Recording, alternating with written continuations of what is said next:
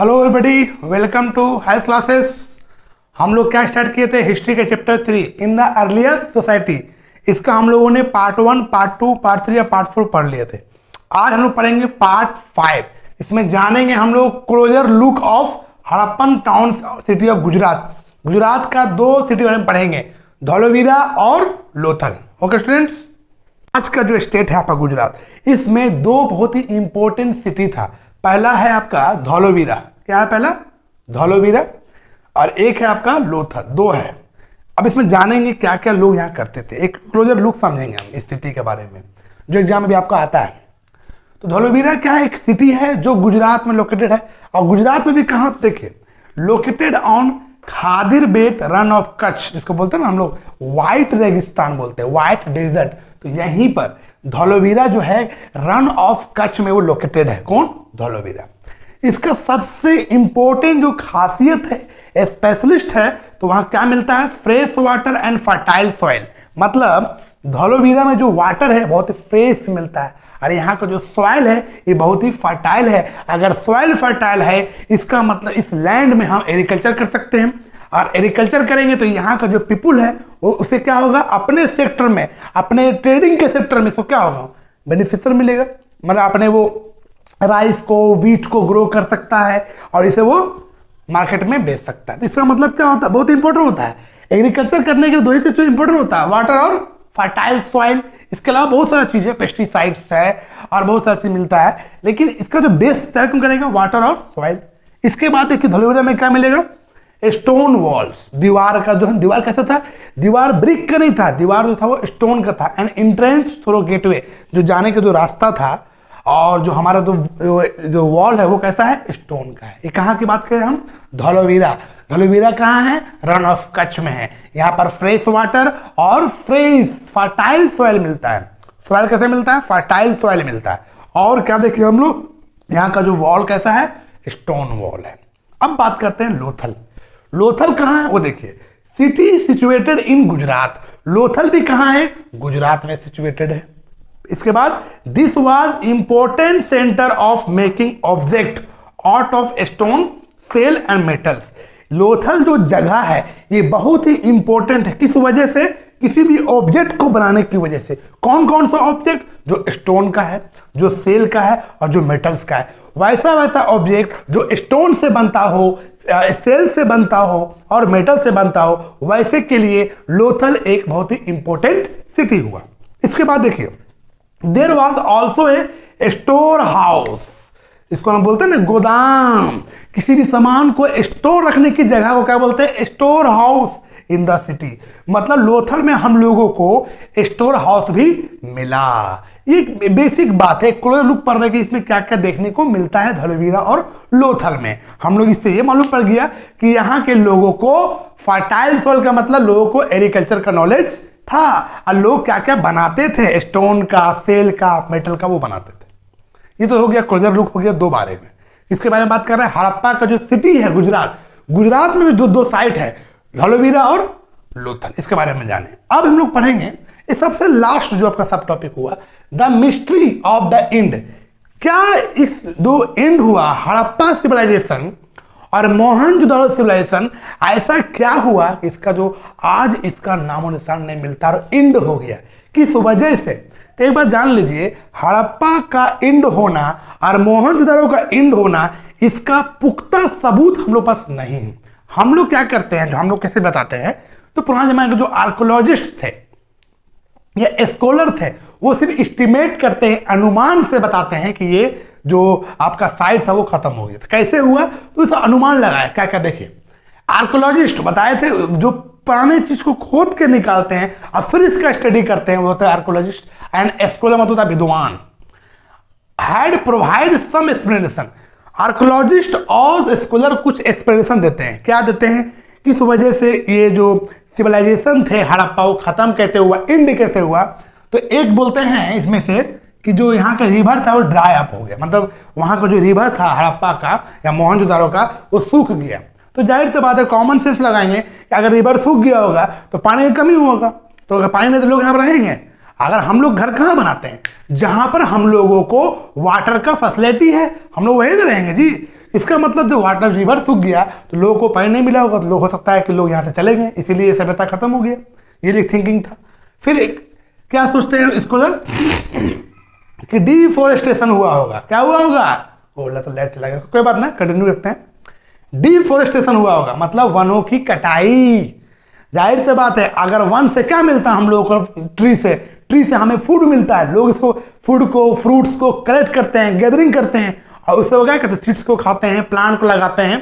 तो लोग क्या हो गया? खाने का सोर्स हुआ कि नहीं हुआ? फूड का सोर्स हुआ। अगर नहीं रहेगा तो कैसे खाइएगा? तो हो सकता है लोग इससे भी लोग क्या हो गया? हड़प्पा से लोग कहीं और चले गए, इससे भी सिविलाइजेशन खत्म हो सकता है। तो लोगों का ये थिंकिंग था। इसके बाद क्या? ओवरग्रेजिंग, मतलब कैटल्स क्या किए? ओवरग्रेज कर दिए, नहीं बोलते चरना। तो देखिए, ग्रेज करवाइए। किसी भी फील्ड में अगर एनिमल्स चर रहे हैं, ग्रेज कर रहे हैं, तब तो इसके लिए ठीक है, फर्टाइल बनेगा। लेकिन अगर एक्सेस अगर वो ग्रेजिंग कर रहे हैं, ओवर ग्रेजिंग, तब ये लैंड जो होता है वो अपना फर्टाइल को भी खो देता है। मतलब वो इतना चर लेते हैं, जो भी जानवर होते हैं, एनिमल्स होते हैं, सीप या गोट, वो क्या करते हैं? अपने घास को खाते खाते अंदर का भी जो सॉइलिटी, अंदर का जो फर्टिलिटी होता है वो भी खा लेते हैं। आप जानते हैं किसी भी सोइल का सबसे इंपॉर्टेंट इसका फर्टिलिटी है। अगर वो खत्म हो जाएगा तो कुछ ग्रो ही नहीं होगा, या कुछ ग्रो नहीं होगा तो क्या कहलाएगा वो लैंड? वो लैंड कहलाएगा बैरन लैंड, है, बंजर हो गया। तो हो सकता है ओवरग्रीनिंग से भी लोग यहाँ पर कुछ नहीं होगा, बैरन हो गया तो लोग यहाँ चले गए। ये सब लोगों का सोच था, आर्कोलॉजिस्ट और स्कॉलर का। इसके बाद फ्लड, हो सकता है बाढ़ आया होगा।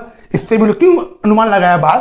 क्योंकि मोहनजोदारो जो साइट हम बताए थे आपको, पुराने जमाने का मोहनजोदारो, वहां पर देखा गया कि वी फाइंड गार्बेज, मतलब बहुत सारा dust was piled up was on the street, मतलब जो रोड सब यहाँ पर था वो टूटा हुआ था। और ड्रेन का जो सिस्टम था, ये जो ड्रेन था, इसका जो ये जो मुहाना है वो भी टूटा हुआ था, ब्रेक था। तो लोगों को लगा था कब टूटता? किसी भी नाले का, ड्रेन का जो दीवार कब टूटता है? जब पानी का बहाव स्पीड रहता होगा तभी टूटता होगा। तो लोगों को लगा कि हो सकता है यहाँ पर बाढ़ आया होगा, फ्लड आया होगा, तभी यहाँ बहुत सारा कीचड़ है, गार्बेज, डस्ट है, और जो ड्रेन का जो वॉल है वो टूटा हुआ है। तो लोगों को ये लगा कि हो सकता है फ्लड आया होगा, तो फ्लड से भी ये जो सिविलाइजेशन वो खत्म हो गया होगा, इस तरह लोगों को लगा। इसके बाद लास्ट लोग सोचते हैं कि रूलर का जो कंट्रोल था वो लॉस हो गया होगा। हो सकता है कि पुराने जमाने में जो रूलर थे इसका अब कंट्रोल नहीं रहा। जाहिर सी बात है, जब रूल किसी पर कंट्रोल करते हैं, किसी भी एरिया पर, तो इसका पूरा कंट्रोल रहता है, कैसे लोगों को लेके चलना है, मेंटेन, हर सेक्टर में, वो प्राइमरी हो, सेकेंडरी हो, सबको लेके चलना है, कैसे ट्रेड होगा, कैसे लोगों को एग्रीकल्चर सेक्टर में आगे बढ़ाना है। तो अगर रूलर नहीं रहा, हो सकता है रूलर नहीं हो, तो लोगों का कंट्रोल खत्म हो गया। आज जब कंट्रोल खत्म हो गया तो हम कह सकते हैं कि इस मिस्ट्री का एंड हो गया। लेकिन ये कोई पुख्ता सबूत नहीं है। अभी तक हम लोगों को इसके बारे में कोई पुख्ता, कोई मतलब प्रूफ नहीं मिला कि ऐसा ही खत्म हुआ। ये सिर्फ एक एस्टिमेट के जरिए हम बता रहे हैं, एक अनुमान के जरिए बता रहे हैं, जो आर्कोलॉजिस्ट हम लोगों को बताए हैं, आर्कोलॉजिस्ट और स्कॉलर। लेकिन इसका अभी तक एक जो प्रमाण है, जो परफेक्ट प्रमाण कि हाँ ये 100% सही है कि ऐसे ही की वजह से ही हड़प्पा और मोहनजोदड़ो का मिस्ट्री खत्म हुआ, वैसा अभी तक पता नहीं चला। अभी हम जो बताए 4 से 5 जो बताए कारण आपका, कि रिवर सूख गया, डिफोरेस्टेशन हुआ, ओवरग्रेजिंग हुआ, फ्लड हुआ, या फिर रूलर का लॉस्ट कंट्रोल खत्म हो गया, तो ये सब एक सिर्फ एस्टिमेट के थ्रू आपको हम बताया जाए, अनुमान के थ्रू। अनुमान भी कौन लगाए थे? आर्कोलॉजिस्ट और स्कॉलर, वही हम बता रहे थे। तो स्टूडेंट्स, ये क्लास यहीं पर रखते हैं हम लोग, और ये चैप्टर आपका हो गया कंप्लीट। और जितने भी जो था इस क्लास में, जो इस आपका चैप्टर में इन द अर्लिएस्ट सिटी, वो हो गया आपका कंप्लीट। इसमें हम लोगों ने पढ़ा कि बिफोर टाइमिंग में लोग किस तरह से रहा करते थे, बिफोर टाइमिंग में लोग का क्या हाउस, ड्रेन, स्ट्रीट हुआ करता था, बिफोर टाइमिंग में लोग कौन सा ऑर्नामेंट्स यूज करते थे, बिफोर टाइमिंग में लोग कौन सा पोर्ट का यूज करते थे, मेटल्स का यूज करते थे, वो जाने, और इस मिस्ट्री का एंड कैसे हुआ वो भी जाने। तो स्टूडेंट्स, अब मिलते हैं हम नेक्स्ट क्लासेस में नए चैप्टर के साथ। हिस्ट्री का नहीं, सिविक्स का में चले जाएंगे। अब हम लोग क्या किए, अभी तक हम हिस्ट्री पढ़ चुके, ज्योग्राफी पढ़े, हिस्ट्री, अब आएंगे सिविक्स में चैप्टर 3। ये भी कौन आएंगे? गवर्नमेंट, चैप्टर का नाम है गवर्नमेंट सिविक्स में। ओके स्टूडेंट, अगर भी मेरे क्लास पसंद आया होगा तो लाइक कीजिएगा, सब्सक्राइब कीजिए। देखिए स्टूडेंट कैसे हम लोग बढ़ते चले जा रहे हैं। यही बोलते हैं कि बस निरंतर पढ़ते चलिए, कंटिन्यूटी रखिए बना करके, लाइफ में एक सक्सेस जरूर मिलेगी। जब तक हम अपने स्टडी को, अपने पढ़ाई को निरंतर नहीं रखते, तब तक हम अपने सक्सेस को पा नहीं सकते। अभी देखते हो किसी भी जो रियलिटी शो होता है, तो वैसे से लोग इसमें पहुंच रहे हैं जिनका हाथ नहीं है लेकिन कुछ करने का जज्बा है। किसी के पैर नहीं फिर भी वो डांस कर रहे हैं, सोचिए किस तरह से। और हम लोगों को तो ईश्वर अल्लाह गॉड ने 2 हाथ 2 पैर दिए, हम लोग सुन सकते हैं, देख सकते हैं, इसके बाद भी वो काम नहीं करना चाहते हैं।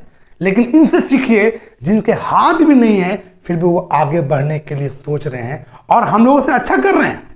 तो यही बात बोलते हैं, ईश्वर अल्लाह गॉड इन्हीं की मदद करता है जो अपनी मदद खुद करते हैं। तो याद रखिएगा, आप सुकून मनाइए कि आपका सब कुछ सलामत है, बस हम लोग मेहनत नहीं कर रहे हैं। जिस दिन आप अपना 100% एफर्ट लगाइएगा, दुनिया का कोई भी एग्जाम नहीं जो आप क्रैक नहीं कर सकते। बस डिफरेंट ये है कि आपको सिर्फ चलते रहना है, कंटिन्यूटी बना के चलना है, निरंतर स्टडी करते चलना है, तो कामयाबी आपको जरूर मिलेगी। ओके स्टूडेंट, इनसे सीखिए जिनका पैर भी नहीं है तभी वो अपने इस जमाने के साथ चलना चाह रहे हैं, जिनका हाथ भी नहीं है वो भी कितना परफेक्ट डांस कर रहे हैं। तो सोचिए इस सब से हम लोगों को सीखने की जरूरत है, प्रेरणा लीजिए। इससे बहुत एक थिंकिंग होता है कि लोग के पास देखिए पैर नहीं फिर भी जज्बा है कुछ करने का, और हम लोग के पास रहने के बाद उन्होंने नहीं करते।